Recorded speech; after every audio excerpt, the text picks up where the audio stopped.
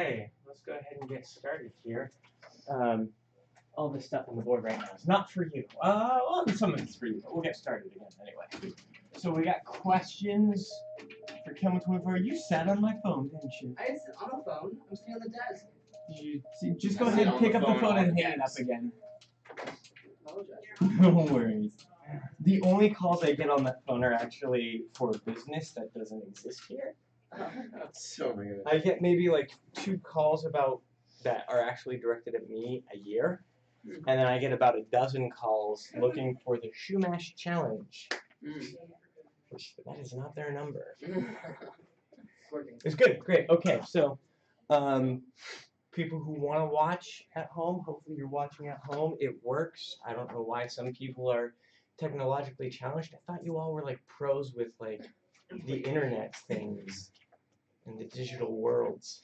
But we're here to talk about chemistry. So, should we start with homework? Sure. Let's start with homework. What homework questions do we have? Yeah, number 4. 4. What else do we got? Let's get a list. Number 1. 4, 5, 1. 4, 5, 1. And then number 11D specifically. 11D. Okay, that's a good start. We'll start with those and we'll see what's going on. What is number 1? That's like a huge list of compounds. It is a huge list of compounds, and you have to identify which ones have permanent dipole. Are there a couple in particular that we want to do? I kind of have a general question Yeah. about dipoles. So, like, how much difference in electronegativity is Oh. enough to make it a dipole? Because I've heard that some things that are really close to each other on the periodic table, like, will be dipole, and then some that are farther away. Right. So this gets a little bit tricky because let's pick a couple examples and we can do them and talk about this as well. I. What compound is that? It's a C2O4 2 minus. 2O4 2 minus, which we call oxalate. Oxalate. Let's get 2 others. We'll do 3. What's another one people want to see? PF5. PF5. And we'll just see. Phosphorus pentafluoride. CO3 2 minus. And CO3 2 minus. We'll do carbonate. Yep. Okay. So let's do these. So if we look at C2O4, like I suggest always for these to draw the Lewis structure. Lewis structure for C2O4. Let's see if I can get it right. We're gonna have something that looks like this. We need to fill some octets. 1, 2, 3, 4.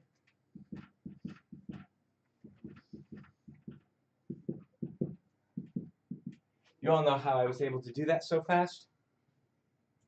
Remember, when we've got a bunch of oxygens, the oxygens are going to typically be the most electronegative thing, so they'll take the minus charge. And each oxygen with a single bond is going to have a formal charge of -1. Now, technically, we can draw multiple resonance structures for this thing, and there'll be a -2 charge distributed over the entire thing. It's not just going to sit on that oxygen all the time. It's going to flip back and forth and around because of the other resonance structures that exist. But when we look at this, we say, okay, this has 1, 2, 3 planes of symmetry. So it's going to be a symmetric molecule, right? The plane of the board is clearly symmetric. It's not actually flat, but actually this one is flat. What's the geometry around that carbon?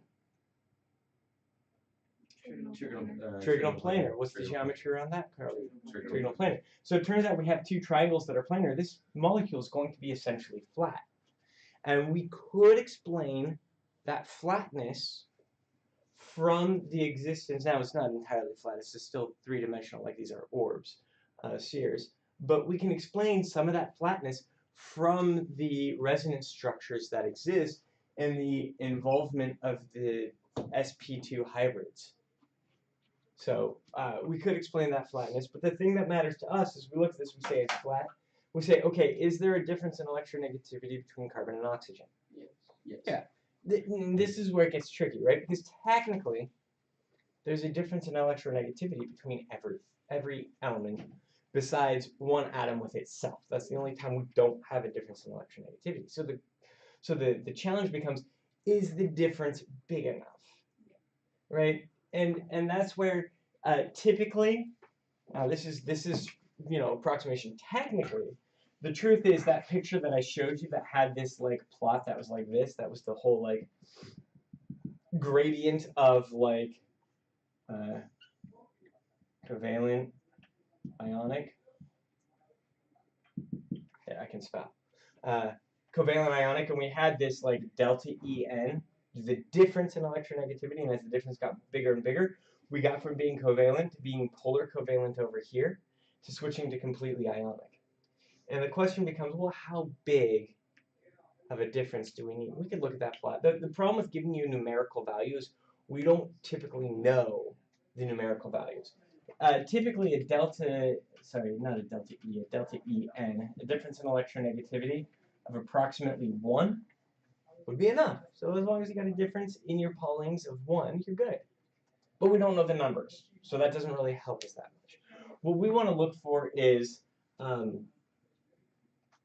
just a difference in electronegativity, where we have that here, and then we want to look for that asymmetry, right? So, for example, let me do an example that's not on here. Is there any that are just a bunch of carbons and hydrogens? CH4. Let's do CH. Is there a different one? CH4 is boring. That's really just CH. Let's do C2H6. No, let's do C2H. Let's do C2H6. C2H6 would just be a carbon, 3 hydrogens. Okay, I look at this, I say, okay, is this molecule planar? Yes. No. Right, and that's the problem with demonstrating in a flat plane. What's the geometry around this carbon? Tetrahedral. I should really be drawing this in such a way that it suggests the fact that, our Vesper graphs, we don't typically do that, right? We just let the molecule speak for itself in our mind, but we should be drawing this such that we suggest some sort of three-dimensional geometry. We've got a hydrogen that's going to be coming out of the board, and a hydrogen that's going to be going back into the board. So this is actually a kind of shape like this, where we've got the hydrogens and these carbons and these hydrogens are all on the same plane, but the other hydrogens are out. Still, we have a high level of symmetry in this molecule. So the high level of symmetry already tells us that it's not going to have a dipole. And if we look at this, we say, okay, is there a difference in electronegativity between carbon and hydrogen?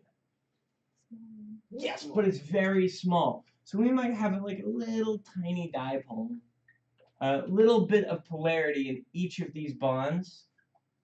Slightly, just slightly. I'm drawing tiny arrows to try and make it look tiny, just slightly towards the carbons. But it's still going to be symmetric, so this is going to be a nonpolar molecule. Right? So, and that's really what we want to look at. It's not just, and this is one of the problems with saying it's a polar molecule or it's not a polar molecule. Because anytime we're given two choices, it's a lie, right? It's not, is we're oversimplifying, right? There's always more options. There's always more complexity, more depth to what we're looking at. So, really, instead of just asking, is it polar or not, we should be saying, hey, rank these in terms of their size of their dipole moment. Estimate the size of the dipole. How polar is it? We look at this molecule.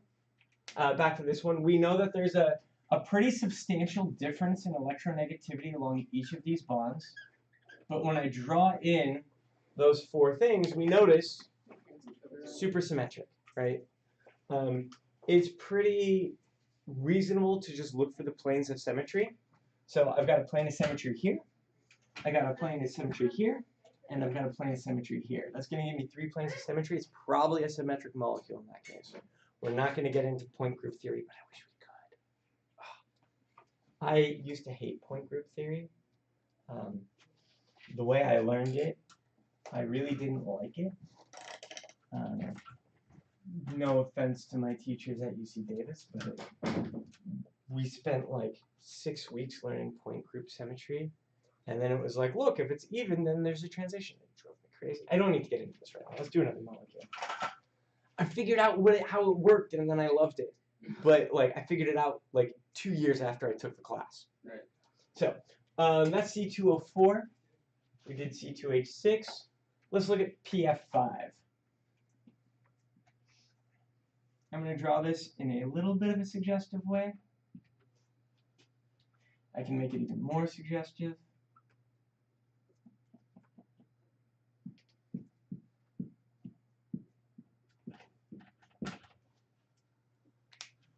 That's a little structure for PF5. We didn't go over this shape in class. You're not responsible for remembering this shape unless you're going on to 126. Then you'll need it. It all comes back. We call this shape trigonal bipyramidal. That is to say, we've got a triangle here, and then it makes two pyramids, one above, one below. Trigonal bipyramidal. The main important thing that we notice about this structure, symmetric, right? We got the plane between, we've got the plane here. So we've got the plane of the board, we've got the plane here. Do we have a third plane? Yes. 1, 2, wait, no. Because that's not a plane of symmetry. That's a plane of symmetry. That's a plane of symmetry. I've only got two planes of symmetry. Like if you go. Here, these F's wouldn't be. I only see two planes of symmetry, but still, if we look at this, what's more electronegative, fluorine or phosphorus? Fluorine. So is it very much more electronegative? Fluorine's the most electronegative thing we have. So it's probably significantly more electronegative, but again, we notice symmetrical in three-dimensional space. So no dipole. no dipole. So polar bonds, but no dipole moment. And then if there were a difference, we'd have to say, well, how polar is it? And we say, oh, probably only a little bit because the difference in the electronegativity between phosphorus and fluorine is probably not that big. But unless I give you the actual values, you can't give a numerical indication.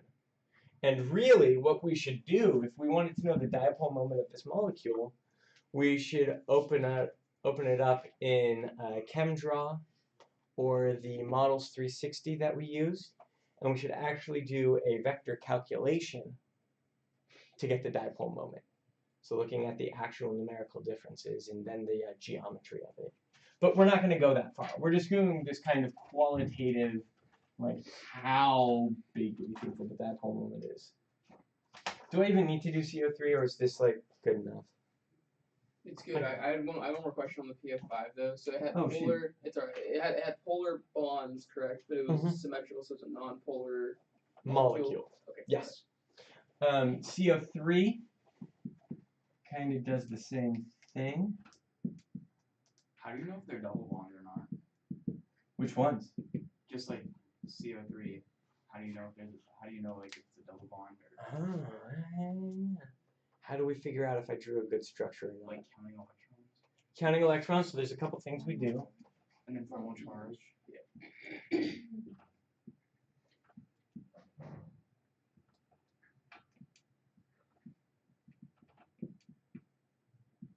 So we count electrons, we draw a skeleton, we fill it out, and then we check the formal charge. I have developed, and I'm embarrassed by this trick, because I maybe taught this class. I only figured this trick out like a year and a half ago, even though I've been teaching this class for 5 years. It took me 5 years to be like, oh, that's really obvious. And I mentioned this on the C204. Every negative charge gives me a single bonded oxygen when I'm looking at these oxo compounds, right? And So that's because the formal charge adds up to the charge of the molecule. yeah, so if I do the formal charge, and you notice I've got, so the chunks that we learned from the molecular structures lab, those are all chunks that would have a formal charge of 0.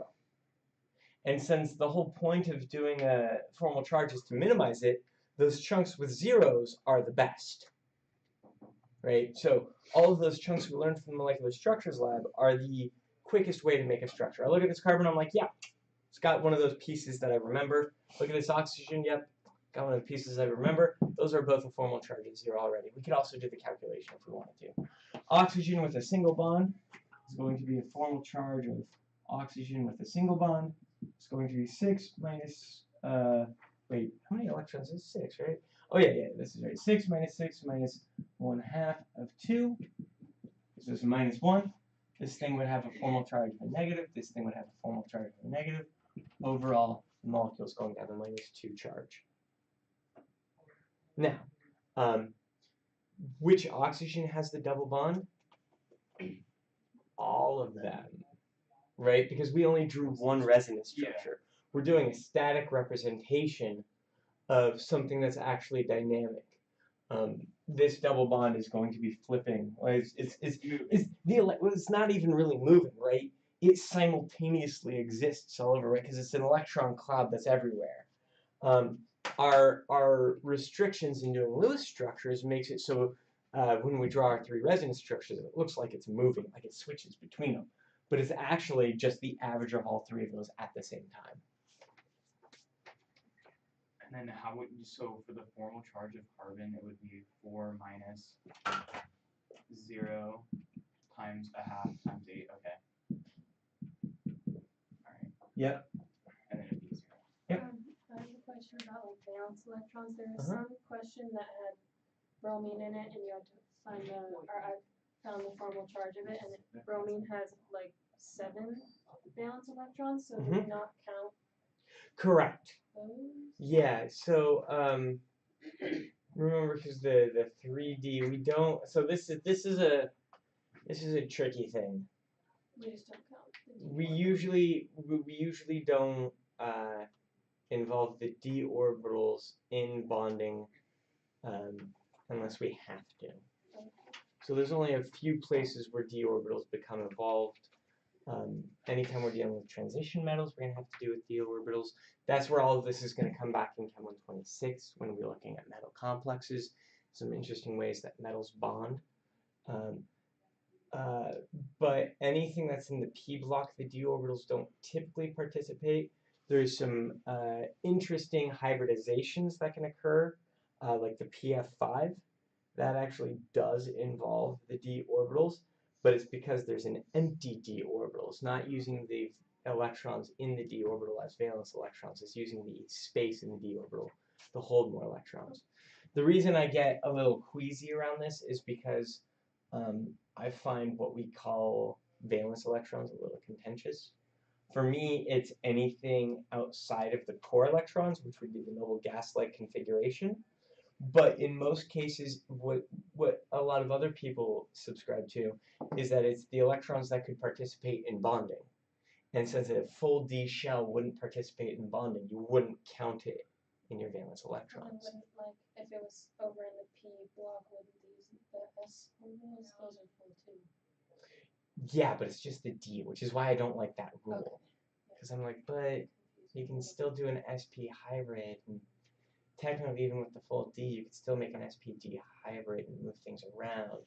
It really comes down to, again, the fact that all of these things we've done, pretty much everything we've done in this class, is an oversimplification of the real thing, what I would call a lie, right? It's not really a lie, it's just an oversimplification. It's this, like the energy levels we're representing, the orbitals and the filling of the orbitals we're representing, we're doing it all as if it's static, as if it's not dynamic, as if it's not changing with just like, honestly, a warm breeze can change the energy of electrons because there's enough thermal energy that it could excite electrons.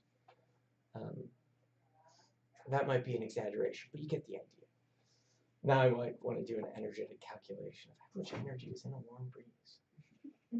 That wouldn't be for this class. That would be for like a, that'd be for, I might suggest that to Dr. Hagen for his 351 class because they do thermodynamics. It's the physical chemistry of thermodynamics course. Should we look at number 4? Is number 4 the pictures one? Yeah, okay. So, here's the thing. I'll explain it the complicated way, and then we'll do the simple thing. So, I have a hydrogen, and I have a hydrogen. This has a psi1s associated with it. This has a psi1s associated with it. And I want to bring these two together and define the probability distribution. The probability is going to be the integral of psi1s, let's call it A, times psi1s B star and psi1SA. Let me think about this. Because that would be that, yeah, psi1SB. Overall space. So essentially, we have to do a pretty complicated integral. We have to write down the wave functions for the hydrogen atoms and integrate them together to find this kind of combinatory wave function for when the two hydrogen atoms come together. It's just like, hold on. There's got to be an easier way to do this. And there is. We can essentially do integration by pictures. Right? So a psi1s is an orb. Another psi1s is another orb. So if I want these to combine in a favorable way,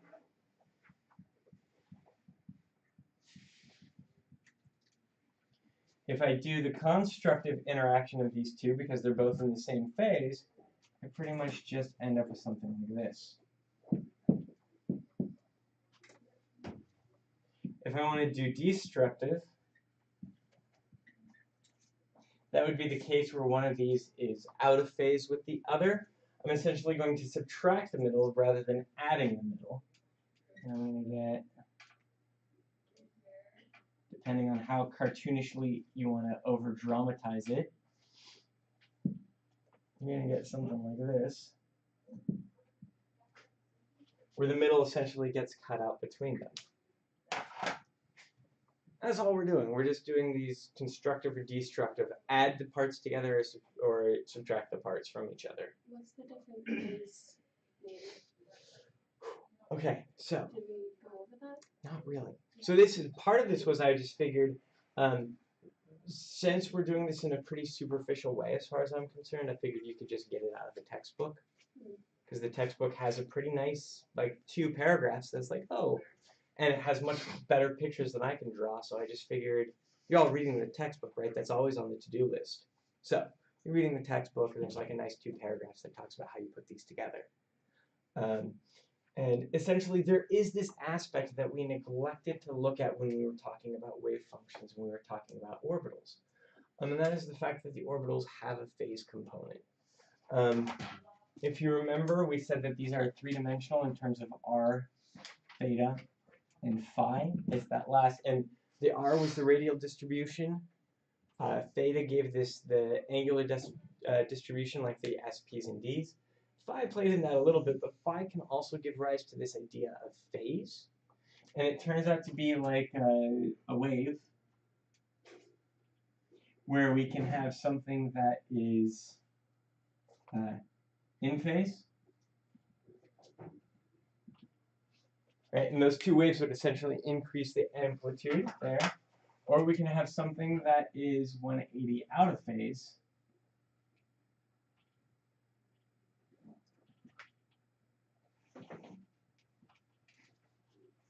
And if you're out of phase,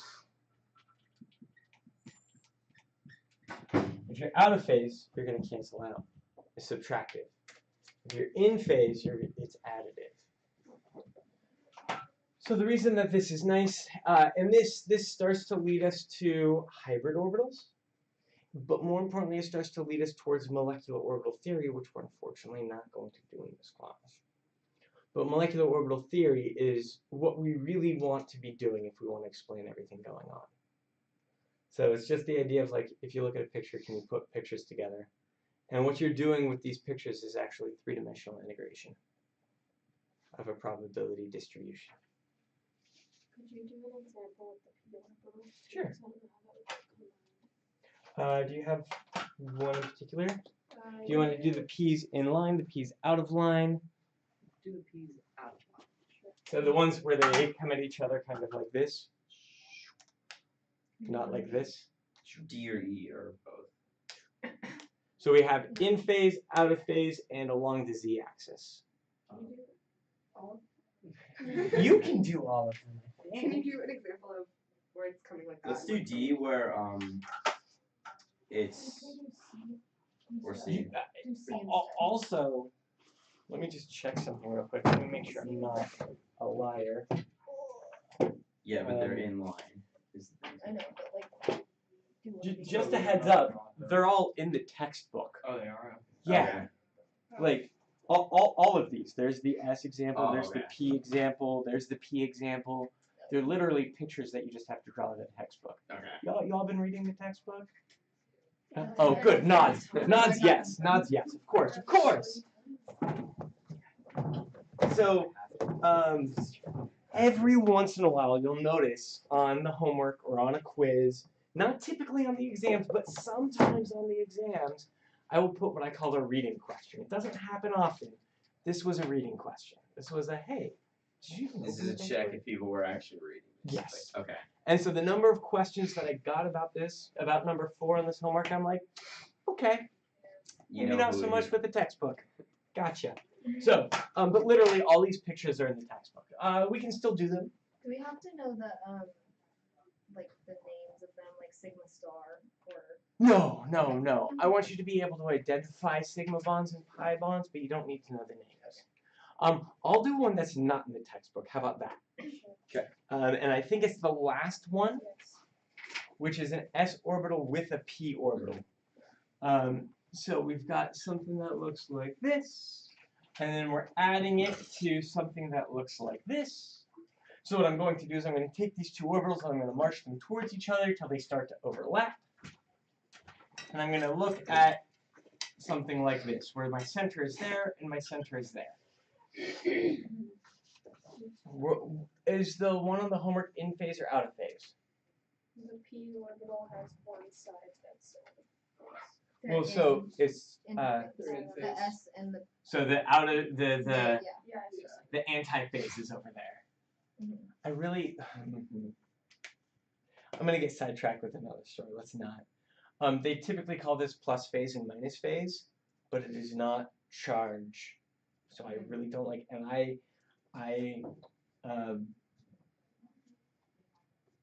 had to do a qualifying exam in graduate school, which was essentially me at a chalkboard explaining things to a set of 5 professors that were already experts on the material, which is really awkward. And I was drawing the phase, and I put the plus and the minus, and got into a 30-minute, let's say, conversation about what the plus and minus meant and where the charge of the electron was, and stressed me out. So whenever I talk about phase, I always have these like mini flashbacks to like, it's not, I don't like calling it plus and minus, I like calling it like phase and anti-phase. We really only have the two. The reason they call it plus or minus is because plus goes up first, minus goes down first. But the point is we've got phase, in phase, out of phase. In this case, we are doing the constructive interference, so we could imagine not even drawing another picture, but just trying to cartoonishly double this area, right? So the place where this overlaps, this should be twice as big here. So I'm just going to try and do that. This space is going to get twice as big. And I'm going to erase everything on the inside here. Try to smooth it out some.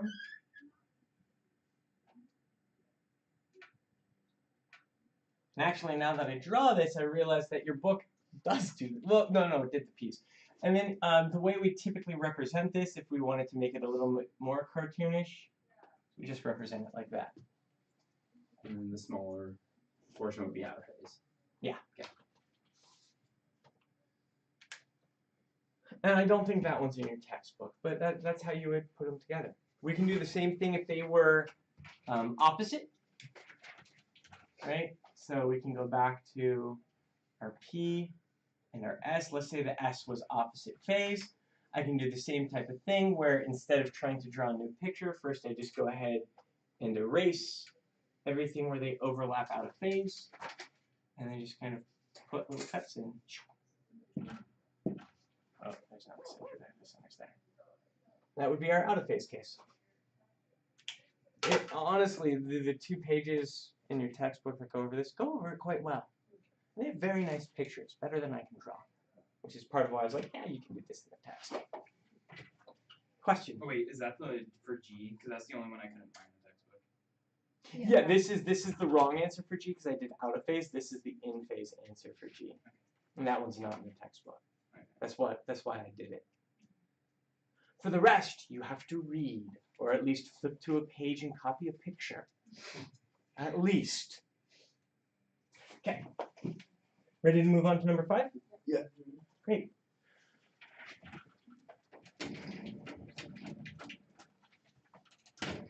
What is number 5? It's asking for the Vesper shape and what orbitals are mixed to form the different Oh, yeah. hybridizations, how many of each hybrid orbital, and what unhybridized orbitals are left over. And there's SP, SP2, SP3. Remember that table I drew on the board? Yeah. It's that, Okay. right?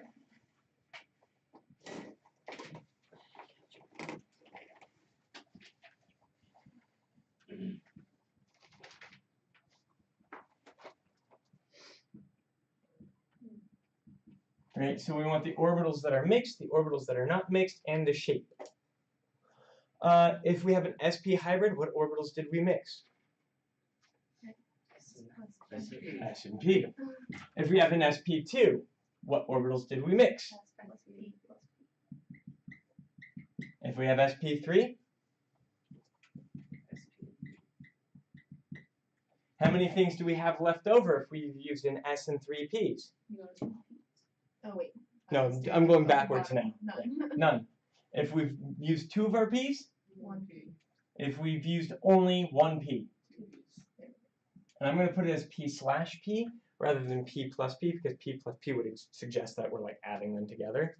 So we've got, or actually probably the best thing to do, P comma P. Right, 2 P orbitals. What's the shape of an sp3? 4 objects? 3 objects. Trigonal. Blank minor.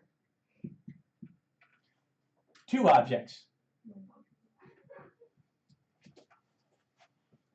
That's it. And I will admit, part of the reason I made that table in class was for this homework problem. The textbook talks about 2 sp orbitals and 3 unhybridized 2p orbitals. Is it?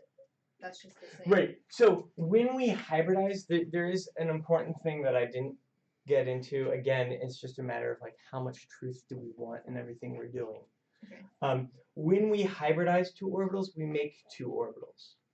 And it has to do with the in phase, out of phase. So for example, when we do the sp hybrid, now the problem 4 is really looking at 2 orbitals coming together. This we could look at in terms of 2 orbitals on the same thing. So if we have our sp, we have this option, or we have this option.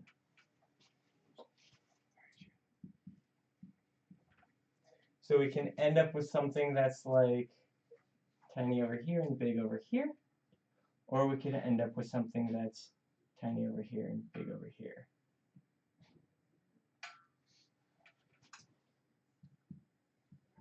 So this would be that when we hybridize an s orbital with a p orbital, we get 2 different sp hybrids. When we do the same thing with an s orbital, a p orbital, and a p orbital, we end up with 3 sp2 hybrids. When we do an s with a p and a p and a p, we end up with 4 sp3 hybrids. The shorthand way to talk about that is to say, for every orbital you add in, you need to get that number of orbitals out. So if you mix 3, you get 3. And that's not just true for hybrids. That's true when you go into molecular orbital theory as well. And it has to do with the way that you do linear combinations of solutions to differential equations. Which is a lot of fun, but we won't do that. So that's number 5. How about that number 11?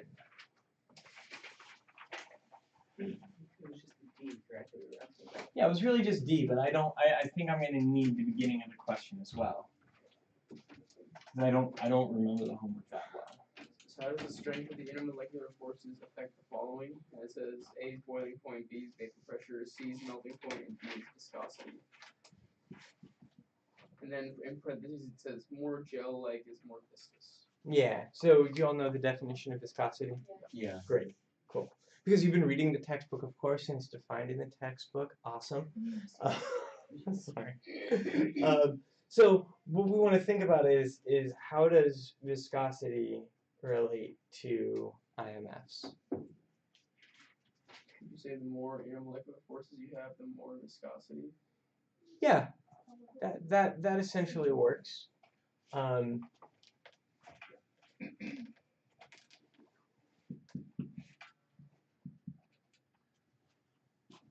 It kind of begs the question, like that's not I mean, oversimplification? Yeah.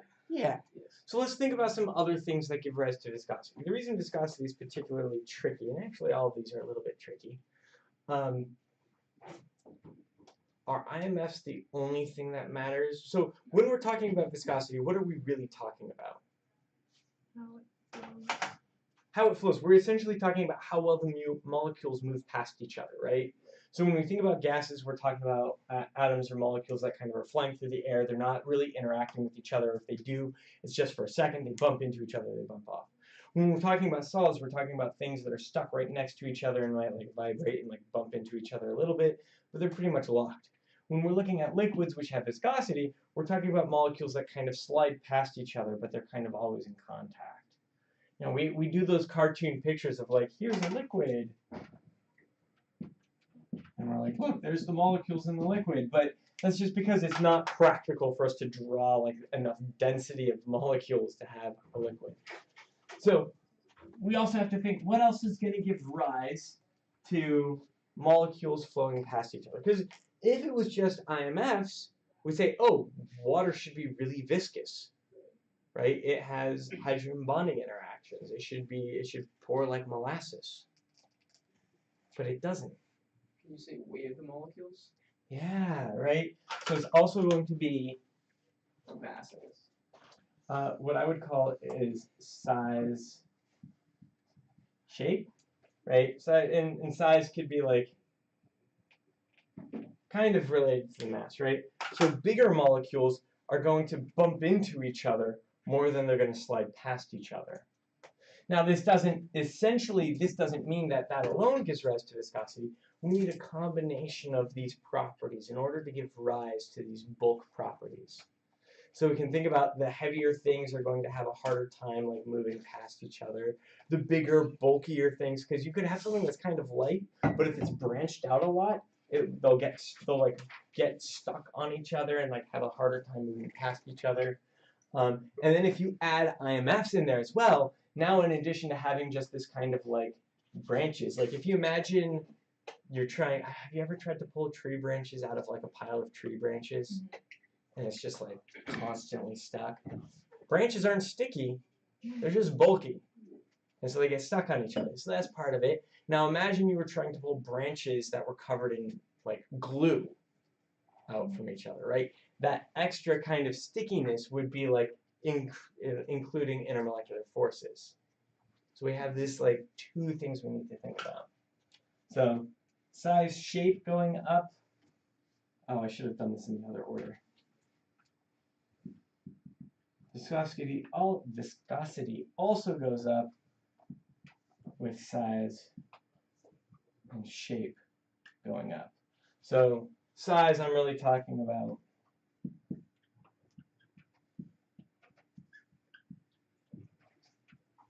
that's the mass of the molecule and the volume of the molecule.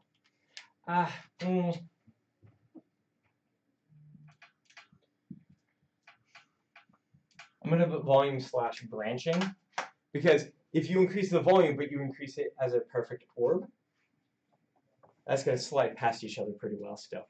But if you increase the volume and you increase it by like having this weird branching out, that could get stuck on each other. We call that steric hindrance. So that's the type of idea. But asking about it just in terms of IMFs, generally we can say if viscosity is going to increase with IMFs. So could you say for like oils and stuff, like cooking oil or like, I don't know, like oil that you find out of the ground, like it's technically more viscous until you like start breaking it down?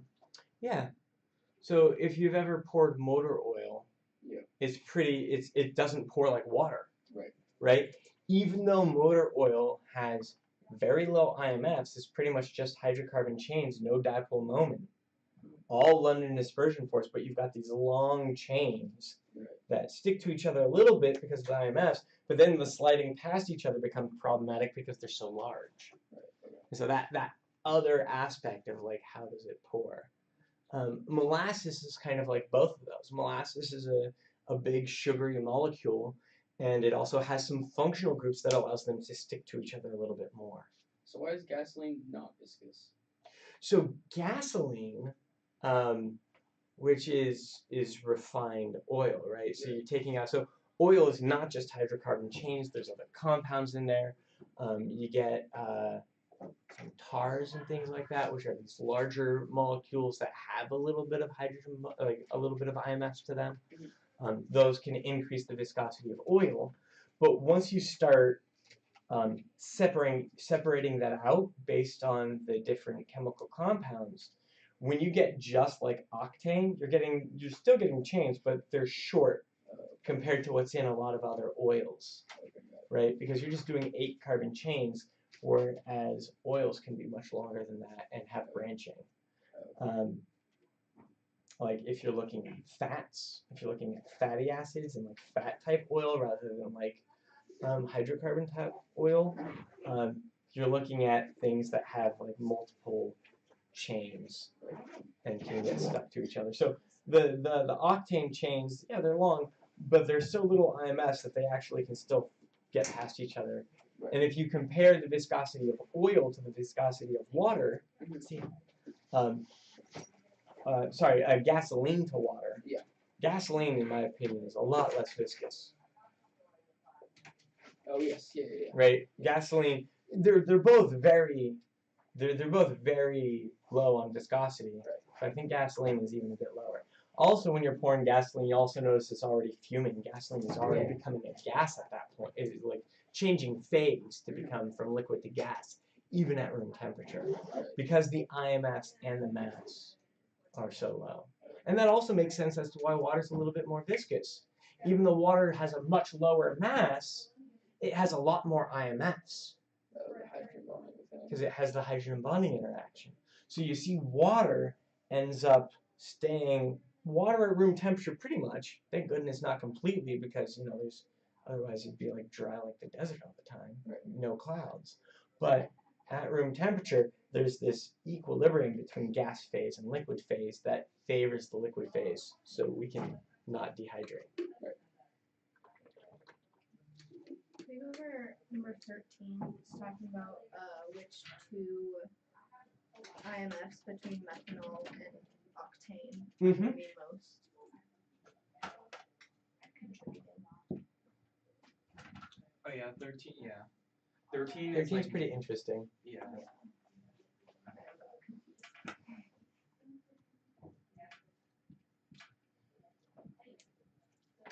So we're looking at methanol and octane. Now, if I remember correctly, it's problem 10 or is it problem 12 that has you, or maybe it's 9. Clearly, I have no idea what problem it is, but there is a problem that has you compare the IMFs of a molecule with itself. So like doing a methyl-methyl interaction. Yeah, 10. Of the same. That's 10. Yeah. It's like CH4 with another CH4, or CH3OH with another CH3OH. Direct interaction. Number 13 is a little bit more interesting because it's like, how about we look at the interactions between two different things? So this would be like doing a mixture. If I poured methanol into gasoline, what would happen? Would they interact? Would they not interact? Would they mix? Would they not mix? For fun, let's do a different one first.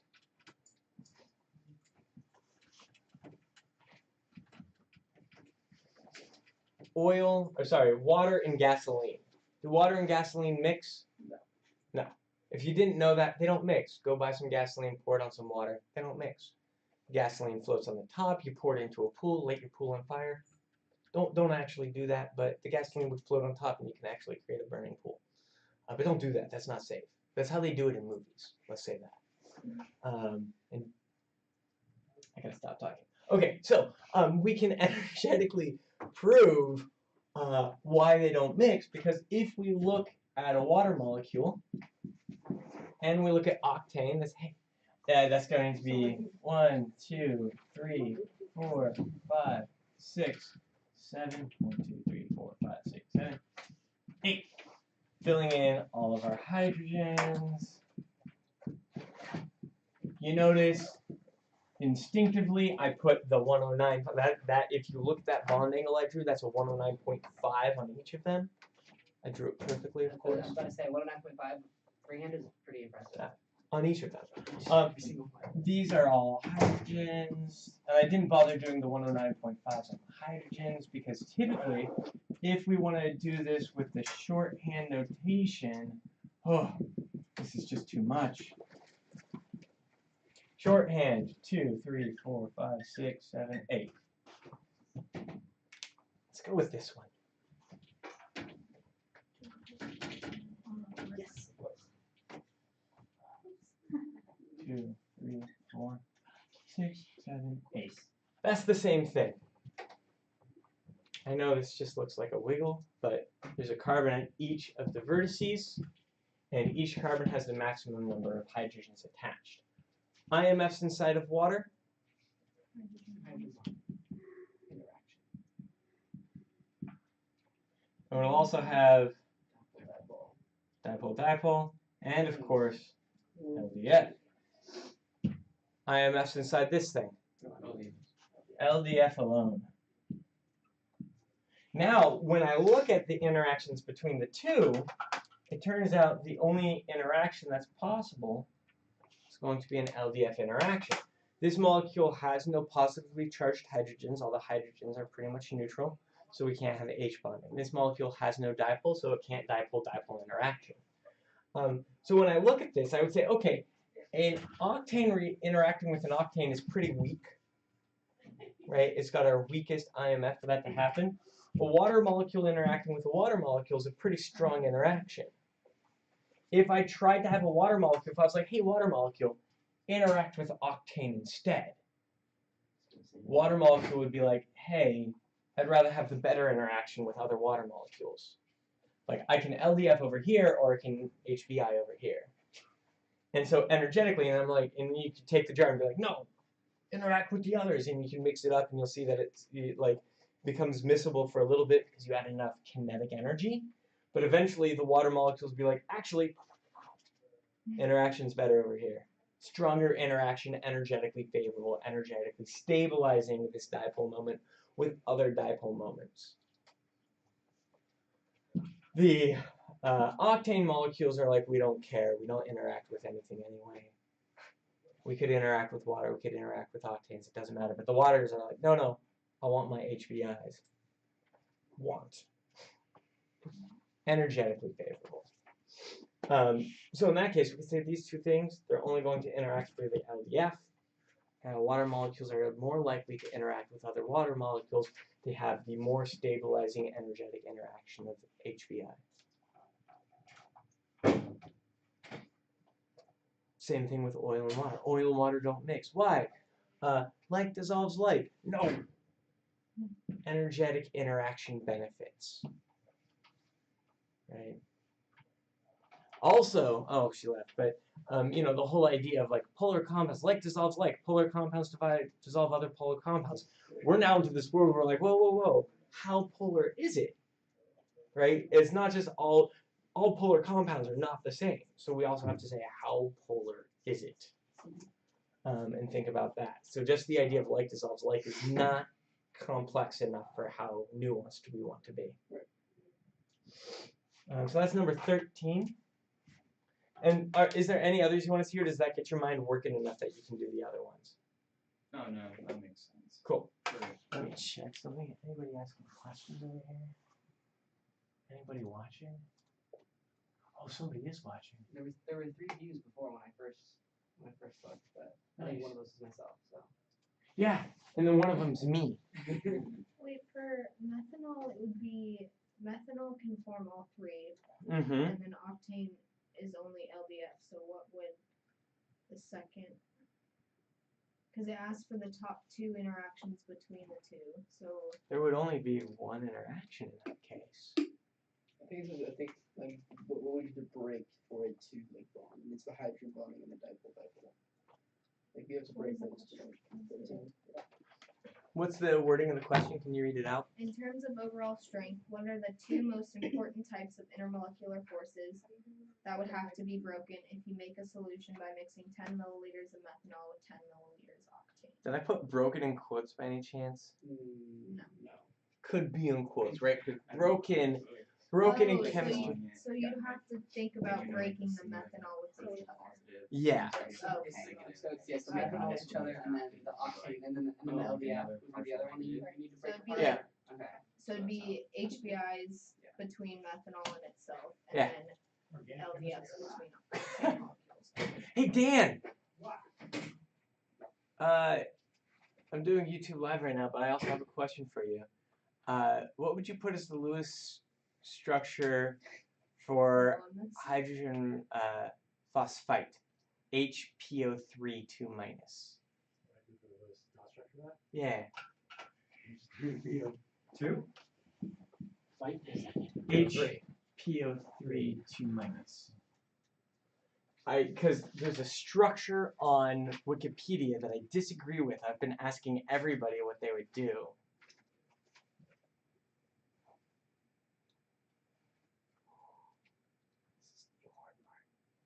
Yes, of course, of course. So, Wikipedia. Sorry, this is a thing from like I think it was yesterday. Yeah. Yeah, you have a lone pair on phosphorus. Wikipedia has one that's like all over the place. That is. Oh, interesting. And based on formal charge, this isn't acceptable. Like they have the same formal charge. You got 2 oxygens that are minus. You got an oxygen that's 0, and phosphorus 1, 2, 3, 4, 5 still comes out the same. So I don't know if it is. It might be a valid resonance structure because you've got a electron donor, electron acceptor. It's not a resin structure, you've changed bond connectivity, so it's an isomer. Right? POH, OPH. That's not resin. Resin is just electron moving. Well, what Miles suggested is that what actually happens. This is relevant to all of you. So what Miles suggested was It's almost like a top. yeah. Lone pair, oxygen, oxygen, oxygen. Your hydrogen is going to actually sit kind of between the two. And it's actually going to be a resonance structure kind of bouncing between the two. The 2 bonds to hydrogen. The 2 half bonds. 2 half bonds to hydrogen. That's what Miles suggested it would be. Yeah. And he said, yeah, why not? It could be that. Except Electron donor, electron acceptor, but like electron donor, electron acceptor. But think about the bond angles you have to do to get that. That's 90 degrees. It's a square, right? no, it wouldn't be a square because these are what are the bond angles? 1, 2, 3, 4. To make that, these would have to be. But these are 109s. Right. So then this would have to be. Like a 109. These would have to be like less. So that would that hydrogen. It wouldn't be happy with that. Point is, for my class, what I would expect, especially if we're talking about 129 acidity, your acid, this would be an oxo acid. See ya. I'm just glad that everyone agrees with me and I have to submit a correction to Wikipedia now. I've had 6 chemists agree with me that the Lewis structure on Wikipedia is... So Wikipedia, quick aside. Are there any other homework questions before I do this quick aside? Yeah. Not homework, but Lab? Let's get into lab questions after this quick aside. I think it was the table in the back left. I was like, Wikipedia's fine. And everyone was like, whoa, why Wikipedia's okay? Because apparently high school teachers are like, you can't trust Wikipedia. And I'm like, who are you going to trust? Britannica? You're going to have people who get Encyclopedia Britannica? Who's vetting that? Wikipedia typically uses valid sources, and if you have somebody who says you can't use Wikipedia, go to the bottom of the Wikipedia page. Everything's cited anyway. Like Wikipedia requires citing. So, but they don't always have everything perfectly correct. So I'm gonna submit as a correction to Wikipedia for their HPO3 2 minus. Because I was really doubting myself, but I've now had 5 chemists say no, it's this way because oxoacids. So, lab questions. Oh, well, what's the homework questions? On number 14, here's an example of one of them. What is number 14? If I know.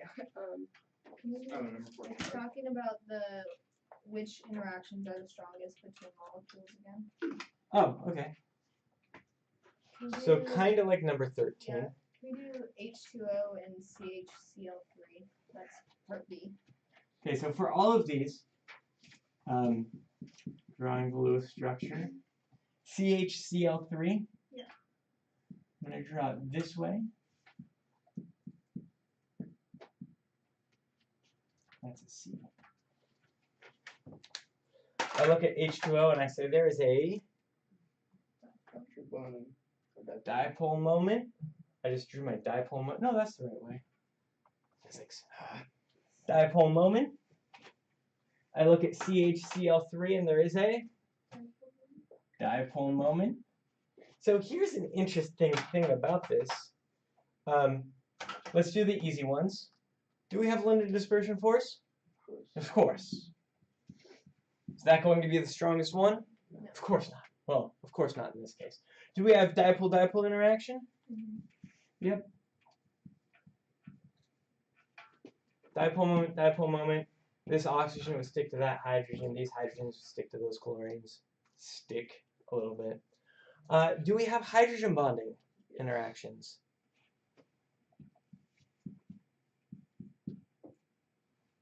Yeah, kind of, right? Is that because of the dipole on the... Yeah, so notice this hydrogen is going to have a slight positive. This would be called a hydrogen bonding interaction donator. This oxygen with a slight negative would be a hydrogen bonding interaction acceptor. So we can have hydrogen bonding interaction between those two. It's a little bit strange. It's not going to be, it's not typically what we see when we think about hydrogen bonding interactions, but technically, yeah, there'd be hydrogen bonding interaction there. Question? So with like methane, it's not a polar molecule, so would the hydrogen be able to interact at all? No. So if instead, are we ready to move on from this one? Wait, and that's the hydrogen bonding interaction would be the strongest, just because it fits with the Yeah. general... So generally, the hydrogen bonding interaction would be the strongest, and I imagine it's going to be the strongest in this case. Okay. Would there be... Interestingly enough, because of the geometry of this, the hydrogen bonding interaction is pretty much also going to be a dipole-dipole interaction, right? And that's part of where I say hydrogen bonding interaction is pretty much just like a specialized dipole-dipole interaction. Oh my goodness. Would there be Wait, any so- cases where it would be really hard to tell whether dipole-dipole or hydrogen bonding would be stronger? Like, how would you determine that? It's all if hydrogen bonding interaction is possible, we're going to say on average it's the stronger. We're not going. So there the wouldn't longer be- answer, the short answer is we're just going with averages. Okay. The longer answer is we would have to do an energetic calculation or an energetic experiment to figure out the energy of interaction. And once we know the energy of interaction, we could properly rank them. So there would be no Chem way. 125. There'd be no way just by looking at it to determine which one, unless you could judge the dipoles. Yeah, like Okay. there are some cases where, like, you know, there's always going to be what I call the ambiguous cases, Mhm. where it's like, oh, is that gonna work? There are also occasionally obvious cases, where it's like really clear the dipole is pretty weak, but there's HBI, Okay. and so a hydrogen bonding interaction is going to be stronger. I'm having trouble right now on the spot thinking of a case where you would have the dipole interaction be stronger than the hydrogen bonding interaction, looking at one case. Now, I could compare the hydrogen bonding interaction on one case to the dipole interaction on another case, and the dipole in that other case might be stronger, but just in one case, like looking in one situation, I imagine HBI would always be stronger than dipole-dipole if HBI was present. Okay, that makes sense. Like I said, I can't think of any examples off the top of my head where that wouldn't be true. But if you looked at this hydrogen bonding interaction compared to the dipole-dipole interaction of, say, HCl, the dipole-dipole interaction of HCl might actually be stronger than this hydrogen bonding interaction, because that's a very strong dipole. Question here, then there. Did you guys go over 4 and 5 Yes. in the video? Okay. Yeah. And we can go over those again after we get through some lab questions if you want me to do them. One of the questions in the lab was exactly that, like, would a dipole-dipole movement beat a hydrogen bond, and if so, like, explain with examples from the lab. You said it's possible, but like, there's no options in the lab that show like showcase that interaction. So then would it just be like, no, like dipole-dipole wouldn't beat hydrogen? I will admit that maybe if I looked at the examples in the lab, I'd be like, oh, here's a case where that actually does happen. I can't think of any off the top of my head though. Okay. Question. Oh. Hydrogen bond. Ketones.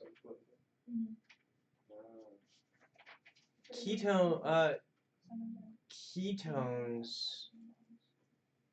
don't technically have hydrogen bonding interaction. They have a very, well, that is to say, so I thought of an example where this is kind of true. Oh, are we ready to move on? Should we do some lab questions? Yeah. Let's do some lab questions. So, the case that I'm thinking of, and I now if Dan watches this video, I'll have to like hang my head in shame. But when we're looking at, you've got pentanone, 1, 2, 3, 4, 5, penta-2-one. Right, we've got these hydrogens here. But they're far enough away from the oxygen that the charge, the partial charge on these hydrogens is really, really small. We also have a nice strong dipole here.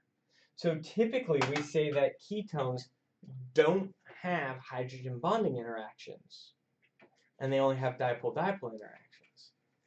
Technically, you could argue that they have hydrogen bonding interaction, but in this case, the hydrogen bonding, because these hydrogens are going to be slightly positive. But you could argue that in this case, because the hydrogens have such a small charge on them, such a small plus, that the dipole-dipole interaction is stronger than the HBI. Okay. But normally that's such the case that we just say this doesn't have HBI. So, 6 of one, half dozen of the other. Yeah. If HBI is not stronger than dipole-dipole, we usually just say it's not there. Yeah. For compound set 3, why are there only 2 people? Oh, yes. I have to remind me, do me a favor, ask me this in class today as well. Because I know a lot of you watched the videos, like almost 10 people. But, and you're all here, so you're not going to watch them. You've already seen it all. But there's a really important feature, and I want to make sure I share this with everybody. So what are the compounds we have in set 3? Pentane, pentan-1-ol, pentan-2-ol. Pentane, penta-2-one, and penta-1-ol. I almost put an OL instead of an OH. Here are the 3 compounds.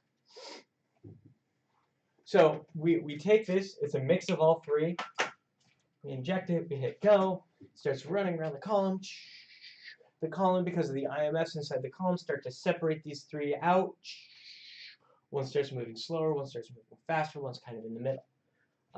Then it gets to the end of the column, and it gets shot out.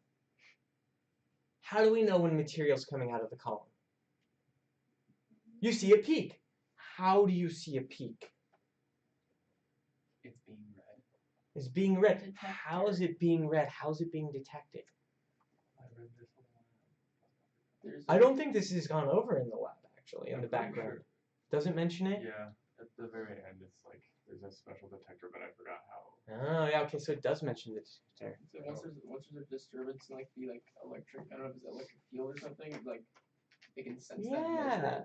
So it turns out that this particular chromatographer that we're using has essentially a proprietary chemicapacitor, which is to say they won't tell us how it works, because this special detector they use is part of how they're able to make these so cheap. Even though there's still a couple $1,000s, like it's still like making it so it fits on a desktop. Like if you look at other like gas chromatographers, they take up like my entire desk.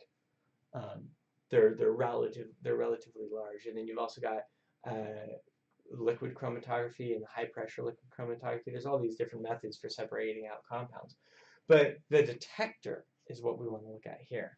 And this detector is essentially a chemical detector that produces some amount of current, some voltage change, when a dipole goes near it. So, which of these things is going to not give a signal?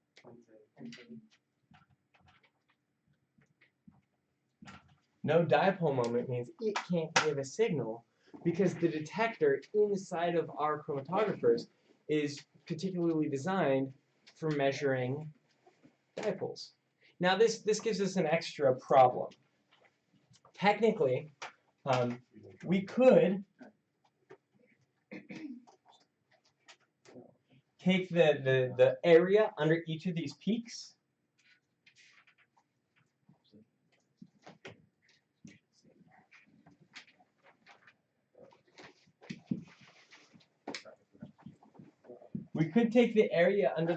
and we could relate that to the number of molecules. However, because the way that this detects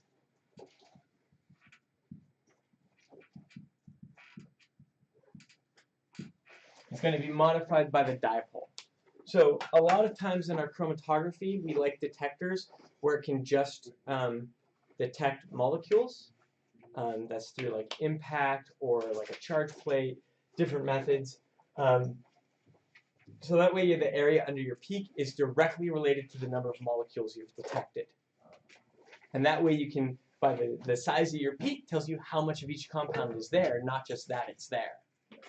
This, unfortunately, because it also has this dipole detection aspect, the taller peak could be because it's got more molecules or because it's got a stronger dipole. Right? We get this extra kind of complication with this detector. But it still gives us the correct retention times, which is the part we're caring about. So we could actually do chromatography in what we call a quantitative way. I could hand you a sample of an unknown liquid, you do an injection, and you could tell me how much of each compound is in the sample using chromatography. If we could normalize peak height to dipole strength. So you'd have to do the same thing we did with the blue dye lab, where you'd have to run like 6 different compounds with known dipole strengths, and then like create a calibration curve between dipole strength and peak height. And then you could use that to figure out relative amounts. Yeah. Would O3 have a permanent dipole? Ooh. Yeah. Sorry. Do we have another lab question? Sorry. Number 7, talking about propan 2-ol and hexan 2-ol. Okay, let's see this. We got our propan 2-ol, and then we've got hexane 2-ol. Oh. 2-hexanone. Yeah. And it's 2-propanone as well? Propanol. Oh, propanol. So, Yeah, propan. so we're looking at 3, 4, 5. So we're looking at 2-ol. 2-ol. Propan 2-ol, yes. Okay, and then you said the other was hexane? Hexan 2-ol.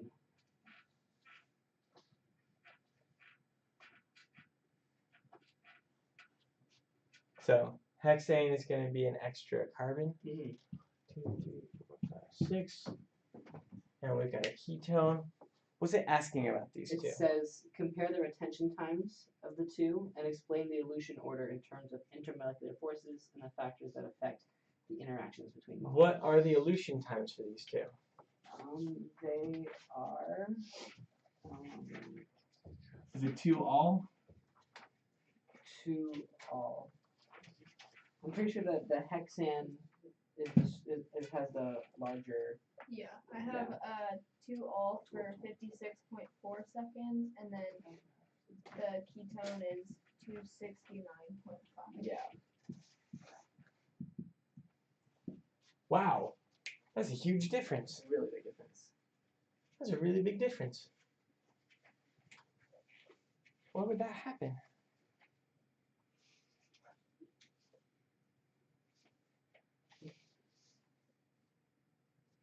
What are the boiling points of these two things?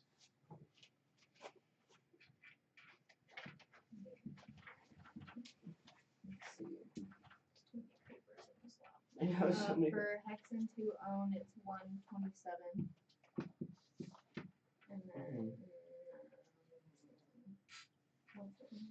Hexane 2 all. is 97.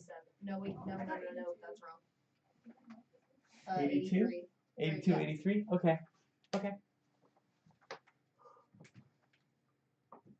Do those boiling points make sense? Yes. Why? Because if it has a lower boiling point, it'll have a shorter retention time. Well, let's think about the boiling point separate from the retention time. Do the boiling points make sense? What gives rise to boiling it's points? It's a shorter chain. So it's Shorter chain? It has less bonds, less not bonds. Less LDF. Good. Okay. I was like, don't say less bonds to break. No, Pet less- peeve. Extra minus points for that. Less Oh, LDF. less LDF because it's got a shorter chain. Yeah, it's got less LDF. What else does it have less of if it's a shorter chain? Starts with an M. I can't do my. I was about to say I can't do my usual thing where I like start the letter and then say the end of the word because that's mass. It's got less mass, so that means it's going to have less LDF. Why isn't the boiling point even lower than? That's the hydrogen bond. HBI, right? This is going to have hydrogen bonding interaction. Not very good hydrogen bonding interaction, right? We've got another hydrogen here. That hydrogen's going to be slightly positive, can interact with that there. But this is also a kind of bulky thing, so it's hard to get the molecules close to each other. We're going to have some hydrogen bonding interaction. We're going to have some LDF. We're also going to have some dipole-dipole. There's some good interactions there. That's going to drive the boiling point up. However, we've got a lower mass, which is going to drop the boiling point back down. What about in this guy? We've got a nice dipole-dipole interaction thanks to that oxygen there. We've also got a nice long chain over here for our London dispersion force interaction. We've got some pretty good interactions there. That's going to drive the boiling point up. And we've also got more mass, which is also going to drive the boiling point up. So it makes sense that this is going to have a higher boiling point. So we look at this and say, okay, the boiling points by themselves make some sense just in terms of arguing mass and IMS. Now, in order to make sense of the retention time, we can correlate it roughly with the boiling point, higher retention time. That's not the only thing, though. Which compounds run slower through the column? Ones with more mass. And why are the ones with more? Is it strictly the ones with more mass? Think about No. ABC. Those all had the same mass, but they ran different times. So it's not Greater IMF. yeah. The surface area? Yes, the surface area of the which part of the molecule? The polar part or the nonpolar part? Chain, so The nonpolar part. It turns out that in our gas chromatographers, they are nonpolar tubes. That is to say, nonpolar things move slower through the tubes. Just kind of backwards from what we usually do. Polar things will interact with each other more, like water would stick to itself and kind of run through. The problem is water also sticks to the detector really well, and then that kind of shorts out the detector for a while. Yeah. So then he was talking about like more spherical, not like spherical, but like more round molecules Yeah. that go through slower. Faster. Faster. Sorry. it has less interaction. Because it's going to have that less surface area. And That's the model I do of stacking bowling balls versus sheets of paper, Okay. right? So I don't think that was on the video. So if we stack bowling balls, they like if you get those lots of branching, which kind of makes it more circular, more spherical. There's very little contact space. If you go with long chains, you get more contact area. So we can make sense of the retention time difference a little bit from the boiling point, but probably the thing that increases the retention time of that hexane compound is probably also the surface area of the chain is going to, stick to the tube, interact with the tube a little bit better, and that's going to slow it down as well. Which is why we see such a dramatic jump, even though the difference in boiling point isn't that dramatic.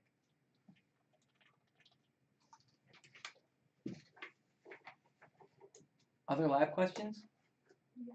I had a question on 5 and 6, which talk about do hydrogen bonds or dipole moments guarantee a higher boiling point? Yeah. And I was confused because I have things that I have an answer in my head that I think should be the right answer. But What's the answer in your head? Well, let's just do the chemistry sociology game real quick. Does anything guarantee anything in chemistry, really? No. No, not really. What was your answer? I said my instinct for a hydrogen bond was to say that hydrogen bonds would increase the boiling point. Hydrogen bonds increase the boiling point, but do they guarantee a higher boiling point compared to a compound without hydrogen bonding interactions? No. Because other things come into play. Right, masses and things like that, right? So if we go back to the what's that? Wasn't it the ketones you said? Ketones. I was trying to think of a good water versus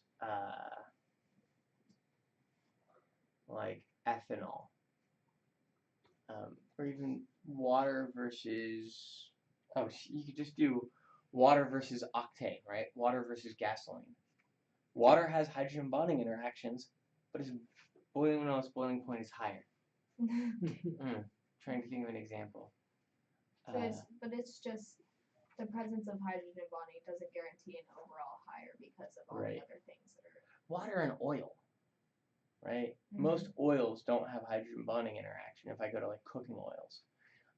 But those molecules are so massive that they're going to have higher boiling points because you have to overcome that gravity as well. If you fill a pan with oil and you fill a pan with water, your water is going to boil away before your oil smokes away. Yeah. And it turns out that a lot of times when your oil becomes smoke, you're actually not breaking the interactions. You're doing some of that, but you're actually probably adding enough heat that you're breaking some of the bonds and you're breaking down your chemical compound. So can oil actually boil, or is it just steam? Deep fryers. Oh, really? Right. You need really clean, really nice oil to do that. Right. And typically when we're cooking at home, we don't have a big enough volume. We don't have a clean enough oil, like peanut oil. You can get peanut oil to boil because it can take enough heat. And when that peanut oil starts to boil, if you go into a restaurant that's been frying all day, you can smell that stuff. Oh, okay. You can smell it, right? That's because you have the volatilized oil molecules.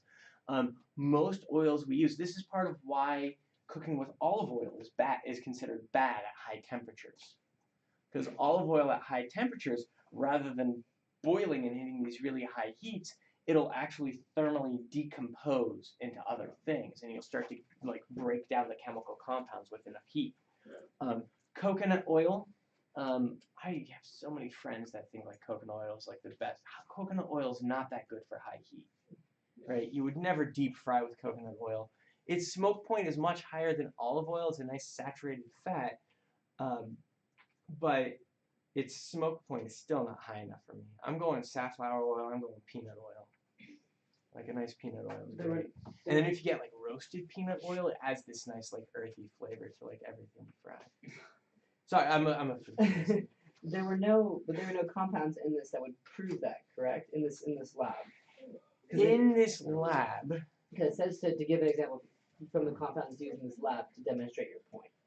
So I don't think in this lab we had anything that had a hydrogen bond that had a I lower. had in group 4, propanal is the only compound that cannot form hydrogen bonds, and it also has the lowest boiling point and retention time. But I don't know if that just contradicts everything that's just said. well, it's propanal, so that's an aldehyde. Aldehydes have hydrogen bonding interactions. No, it's the only one that doesn't in that group. But does it? Propanal. So that's an aldehyde, right? So propane is 5, 1, 2, 3, 4, 5. Double bond O on the end there. That hydrogen is really close to that oxygen. We call that primary, right? That hydrogen is primary to the functional group. The hydrogens over here would be secondary. Hydrogens over here would be tertiary. How many carbons away is it? Same carbon, primary. 1 carbon away, secondary. So technically, that one is going to have HBI. So propanal does have hydrogen bonds. Pretty sure, yeah. Wait, on that? Yeah. What? Because that oxygen. So we've got the oxygens that's going to be negative. We've got the all three- hydrogens that's going to be positive because they're so close to each other. Okay, even though they're not bonded, they're close enough. Right. Yeah. Yeah. Okay. And then you get. Now, is it going to be a really And that's an strong? aldehyde? That's an aldehyde. Okay. Okay. Oh.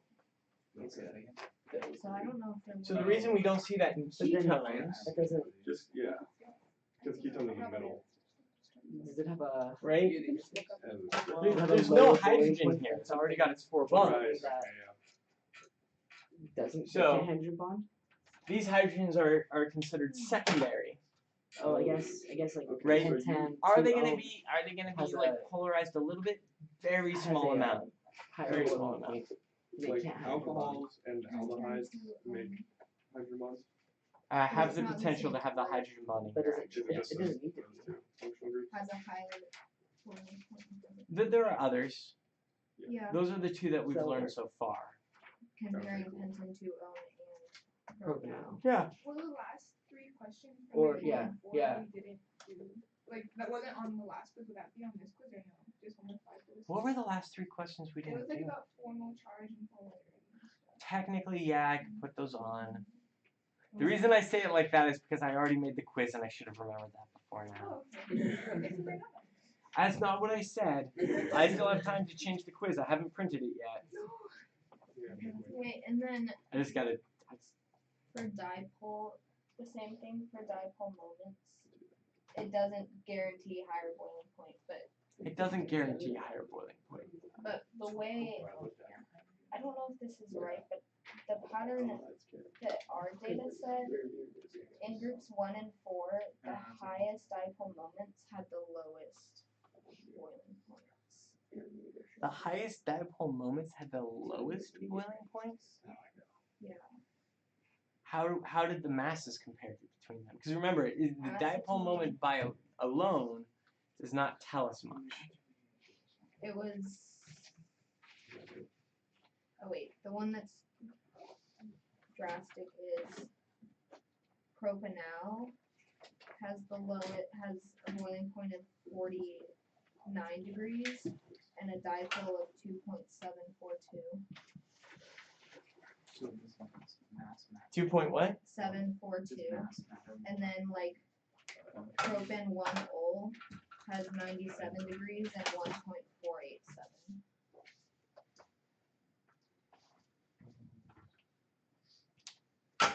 Had how many degrees? 97, And 1.487.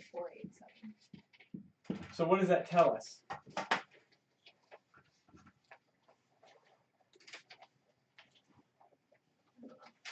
Well, dipole doesn't guarantee higher boiling point. Which one of these do you think is going to have a stronger HBI? Right? HBI has a range of values. Like we generally say a hydrogen bonding interaction is stronger, but it had that range, and the range is just approximate, right? I think on my slides I say 10 to 40 kilojoules per mole. You can have things above and below that as well, but that's generally the range. The higher boiling point with the lower dipole moment suggests that hydrogen bonding interaction is going to be stronger here, and that's going to give rise to that difference, right? But in terms of mass, these two things are very similar in mass, so it's going to really be the IMF dominating.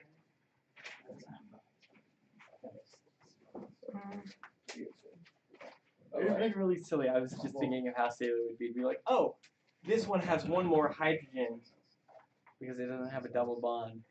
So it would have like one more AMU. But that's not enough mass to justify this amount of change. Yeah, can O3 have, go back to gunner Oh, right. have a dipole moment? So let's go ahead and let's get back to your question. Oh. 6, I feel like you should know all your names by now. I don't. O3. Dipole moment? No dipole moment. O3? Ozone. Oh.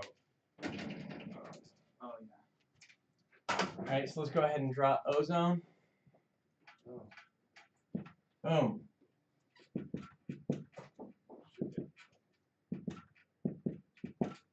Yeah.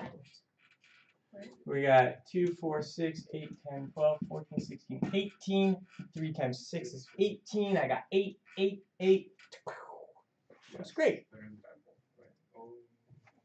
It's gonna be bent. Yeah, because that lone pair there, this thing's going to be bent. I have to change that. And also has a resonance structure, right? Yeah. So I drew the resonance structure. It's going to be bent. Okay. So does it have a dipole? Yeah. Is there a difference in electronegativity? No. No. Remember, there's two things we need to have a dipole, right? Just the fact that it's bent doesn't give us enough rationale for a dipole. These things all have the same electronegativity. The cloud is going to be pretty uniform over the whole thing. Just the shape is not enough, just like just the difference in electronegativity is not enough. We need a difference in electronegativity and the asymmetry. We need both those things. So would NO that? Just NO? Yeah. So, other thing I want to point out, does this molecule look great? No. No. Look, it's got some weird things. We got an oxygen with 3 bonds on it. That's not good. We got an oxygen with a single bond. We do the formal charge calculation. This oxygen is going to have a +1. This oxygen is going to have a -1. We have charge separation between oxygens. Ozone is very reactive. Ozone in the upper atmosphere is considered beneficial because it blocks like solar radiation. But ozone in the lower atmosphere, inhaling ozone is really bad for you. It's not good. So, looks dangerous. The reason I bring that up is because let's look at nitrogen monoxide. Right, NO? I'm going to draw the structure for nitrogen monoxide. I'm going to do something like... Monoxides usually sound bad. Let's see if we did this correctly. Nitrogen brought 5 electrons. Oxygen brought 6 electrons. That's 2. Oh, wow. That's why I was like, That's going to be 11 electrons. 2, 4, 6, 8. 9. 9. Double bond with 2, 4, 6, 8. no. Yeah. No. Okay. I think I was thinking of carbon monoxide rather than nitrogen monoxide. well, isn't it usually NO minus? Usually is like. That would be Usually it's NO2 like minus and NO3 minus are possible. NO minus I'm not as familiar with. This is just nitrogen monoxide. So that's going to be 2, 1, 2, 3, 4, 5, 2, 4, 6. I think this structure looks good. This has a formal charge of 0. This has a formal charge of 0. Nitrogen's got 1 electron. Kind of just 3 electrons on it. Looks kind of weird. But the formal charges seem to suggest that this is a good structure. Is there a difference in electronegativity? Yes, but it's not as dramatic. It's right? not dramatic, but It is. But Oxygen isn't it is technically still- symmetric on 3 planes? Or no? symmetric on no planes. Where is it symmetric at all? Oh, okay. Right? Because oxygen and nitrogen are not the same. So if I look here, not symmetric because oxygen, nitrogen. Look here, symmetric. Right? I guess you could do like it's symmetric in like a lot of planes, but it's not symmetric across here. And all we need is that one layer of asymmetry to really like be like, okay, not symmetric. Any other burning, pressing questions? I'm kind of ready to stop the video and get back to the other questions we've gone over already. So is there like more question one? I just had. Like, Separation of a difference in electronegativity and asymmetry. Right? Non-symmetric.